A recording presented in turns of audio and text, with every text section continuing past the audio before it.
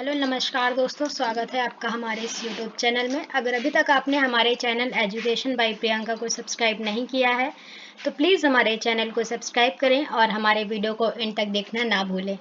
आज के इस वीडियो में हम पढ़ेंगे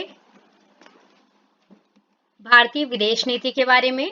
जैसे कि आपको पता है, फॉरेन पॉलिसी यानी विदेश नीति किसी भी देश के राष्ट्रीय संबंधों को निर्धारित करने में अपनी अहम भूमिका निभाती है और सबसे बड़ा रोल होता है किसी भी देश के विकास में विदेश नीति का। तो विदेश नीति है क्या आखिरकार में? तो विदेश नीति जो है वो किसी भी राष्ट्र के द्वारा अपने देश के हितों की पूर्ति के लिए बनाए गए जो सिद्धांत होते हैं या जो नियम होते हैं वो विदेश नीति कहलाते हैं। विदेश नीति जो है एक दूसरे देशों के साथ आर्थिक, राजनैतिक, सामाजिक और अन्य विषयों पर नीतियों का एक समुच्चय होता है। ठीक है, यानी एक समूह होता है। तो एक राज्य ऐसी विदेश नीति बनाना चाहता है या ऐसी विदेश नीति का निर्माण करता है जिसका उद्देश्य अपने राष्ट्र का हित या उसका विकास करना होता है। दूसरे शब्दों में कहे तो उसके संबंधों के स्वरूप में निर्णयों का एग्जीक्यूशन करना। ठीक है, डिसीजन जो होते हैं आपके किसी भी देश के, डिसीजन का एग्जीक्यूशन करना। ठीक है, तो ये विदेश नीति का उद्देश्य होता है। और विदेश नीति क्यों बनाई जाती है? जैसे आर्थिक, राजनैतिक, सामाजिक हितों की पूर्ति के लिए विदेश नीति का निर्माण किया जाता है। अब बात करें हम अगर विदेश नीति की परिभाषा की, तो विदेश नीति को परिभाषित करते हुए हिल ने क्या कहा है? विदेश नीति को परिभाषित करते हुए हिल ने कहा है कि विदेश नीति जो है वो अन्य देशों के साथ अपने हितों को बढ़ाने के लिए किया जाने वाला प्रयास होता है। मतलब हम विदेश नीति का निर्माण करने के लिए वो प्रयास करते हैं जिससे अन्य देशों के साथ हम अपने संबंधों को साझा कर सके और अन्य देशों से कहीं ना कहीं प्रॉफिट या लाभ प्राप्त कर सके, इसलिए विदेश नीति का निर्माण किया जाता है।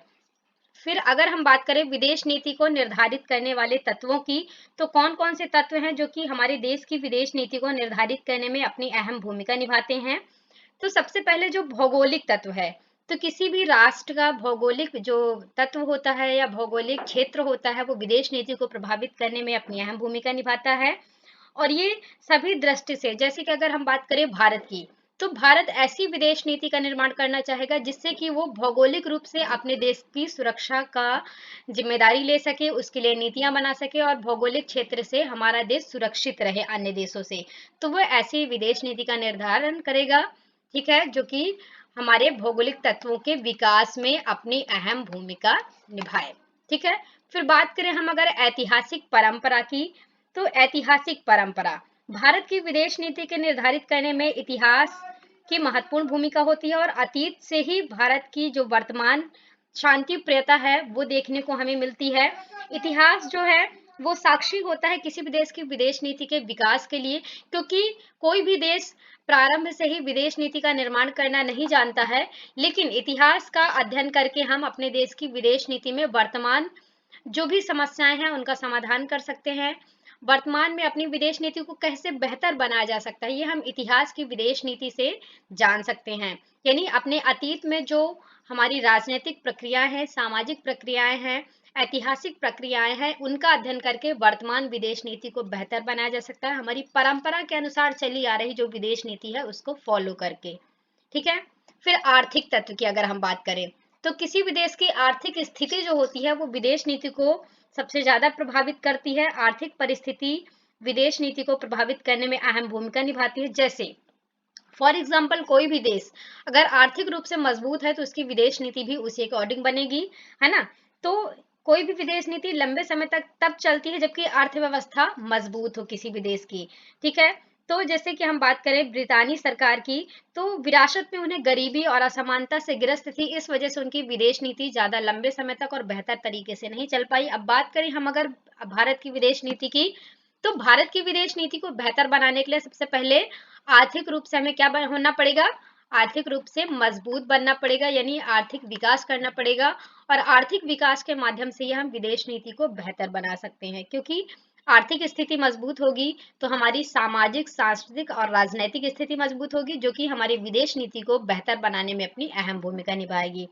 फिर हमारे जो सैनिक तत्व हैं वो किसी भी देश की विदेश नीति को प्रभावित करने में अहम रोल निभाते हैं, क्योंकि किसी भी देश की सैन्य व्यवस्था या सैन्य शक्ति उस देश की ताकत होती है ना। तो जो सैनिक सैनिक तत्व होते हैं वो विदेश नीति को निर्धारित करने में अहम भूमिका निभाते हैं, क्योंकि कोई भी राष्ट्र जब तक आंतरिक रूप से सुरक्षित नहीं होगा तब तक वो बाह्य रूप से सुरक्षित नहीं होगा। तो आंतरिक सुरक्षा और बाह्य सुरक्षा के लिए सैनिक तत्व जो होते हैं वो विदेश नीति को निर्धारित करने में अहम रोल निभाते हैं। ठीक है, फिर बात करें हम अगर वैयक्तिक तत्व की, तो वैयक्तिक तत्व जो होते हैं वो विदेश नीति को प्रभावित करने में अपनी अहम भूमिका निभाते हैं। व्यक्तित्व तत्व विशेषकर जैसे पंडित नेहरू ने व्यापक इसका प्रभाव बताया, जैसे उपनिवेशवाद है, फांसीवाद है और साम्राज्यवाद। इसके विरोध और विवादों के शांतिपूर्ण समाधान के समर्थक थे। मतलब उनका मानना था कि अगर राष्ट्र में ये शांति प्रियता बनी रहती है, उपनिवेशवाद और साम्राज्यवाद नहीं होते हैं, तो शांतिपूर्ण तरीके से मित्रता बनाई जा सकती है अन्य देशों से, और वो मैत्रीपूर्ण सहयोग और सह अस्तित्व की नीति के माध्यम से अपनी विदेश नीति को बेहतर बना सकते हैं। ठीक है, जैसे कि अन्यायपूर्ण आक्रमण को रोकने के लिए हम विदेश नीति का सहारा लेते हैं। विदेश नीति के माध्यम से हम अन्य देशों के साथ संपर्क करते हैं और अपने संबंधों को साझा करते हैं। ठीक है, और संबंधों को बेहतर बना करके हम अपने जो राष्ट्रीय हित के उद्देश्य हैं उनको पूरा कर सकते हैं। फिर थैंक यू सो मच दोस्तों, हमारे चैनल को सब्सक्राइब जरूर करें और हमें कमेंट बॉक्स में बताएं कि आपको वीडियो कैसा लगा।